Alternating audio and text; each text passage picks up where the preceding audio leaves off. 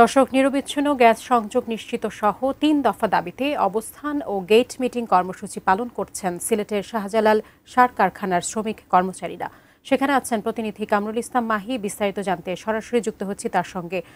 মাহি, শ্রমিক কর্মচারীদের এই যে তারা আন্দোলন করছে, কর্মসূচি পালন করছে, এই বিষয়টি নিয়ে আপনার কাছ থেকে বিস্তারিত জানতে চাই। সাজিয়া, আপনি যেমনটি বলছিলেন, সিলেটের যে শাহজালাল সার কারখানা, সেই সার কারখানার শ্রমিক এবং কর্মচারীরা দাবিতে তারা অবস্থান কর্মসূচি এবং গেট মিটিং করছেন। এবং এখানে আসার পর থেকেই দেখেছি যে সকাল 8টা থেকে এই শ্রমিক এবং কর্মচারী বৃন্দ কিন্তু তারা অবস্থান নিচ্ছেন। তারা বলছেন নিরবিচ্ছিন্ন গ্যাস করতে হবে এবং পে কমিশনভুক্ত শ্রমিকদের যে ন্যায্য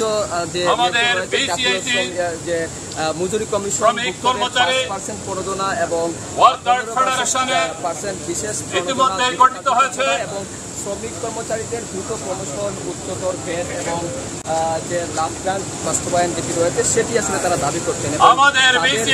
দাবিতে তারা বলছেন যে শাহজালাল সার কারখানাটি সেটি বাংলাদেশের অন্যতম বৃহৎ এবং এখান থেকে কিন্তু একটি যে খাদ্য নিরাপত্তা নিশ্চিত সহ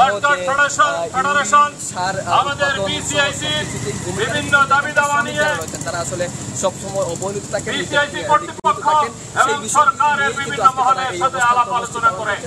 কর্মসূচি তারা মোটামুটি নিরবিচ্ছিন্ন গ্যাস সংযোগ সহ যে 3 দফা দাবি করছেন, এই 3 দফা দাবি আদায় না হওয়া পর্যন্ত তারা এই কর্মসূচি চালিয়ে যাবেন এবং পরবর্তীতে আরো কঠোর আন্দোলনে তারা যেতে পারেন।